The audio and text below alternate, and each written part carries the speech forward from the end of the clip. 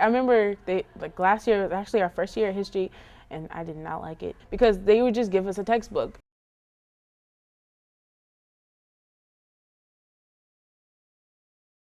When it comes to this year, it was more like, wow, we get documents. Like, I never seen that before, like a teacher give me documents. The Reading Like a Historian project turns the traditional history classroom on its head.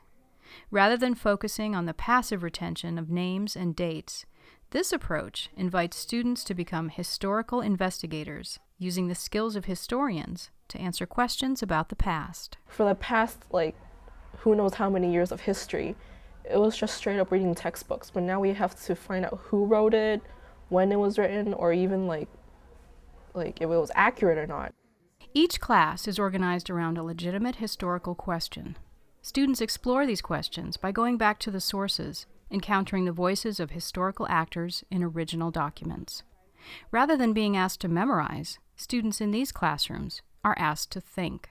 Usually you start out in this class, you've got your original story about a certain event, and you get these documents and it builds this picture around it, and you get a full idea of what's going on and different aspects. I know, that's what I'm saying. So he wrote on April 11th, which was the day that General MacArthur made his commands. There's usually some kind of an intro lecture or, giving students the background information, setting the stage for what they might not know. There was another reason that veterans specifically had more money and could, the GI Bill. And then typically it poses the question for the day.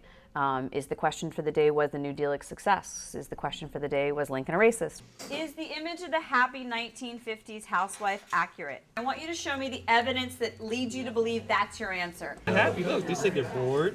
Like where? Document C. I never really done that before, like getting the chance to agree and disagree with what we study. It helps you get deeper in what you're learning about.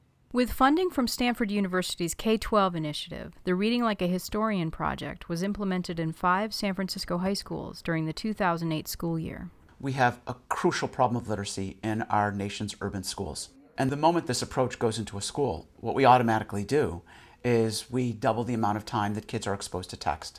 I believe that their reading is improving at least as much as their ability to analyze documents. I think this constant knowing when you walk in the door, we are reading today, and we are not just putting our eyes on the page and hoping that the bell rings before anybody asks us a question, but we're reading and then we're talking about it. 96% in document D of women married reported that they were either extremely happy or fairly happy. What is unique about the Reading Like a Historian approach is that some of the core reading skills that we take are those that have been found in research on how expert readers read, on how historians read. We have document A. What's the first thing we're going to do? Sword! Teachers trained in the approach were matched with teachers in regular history classrooms. At the end of the year, students were assessed on their historical thinking ability, their mastery of factual knowledge, and their growth in general reading comprehension. What we found was that not only did students in the treatment classes and the Reading Like a Historian classes do better on historical thinking and on the retention of historical facts, but also they grew in reading comprehension. I know history boom, boom, boom like this now.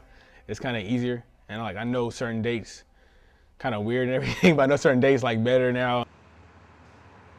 Who was Rosa Parks?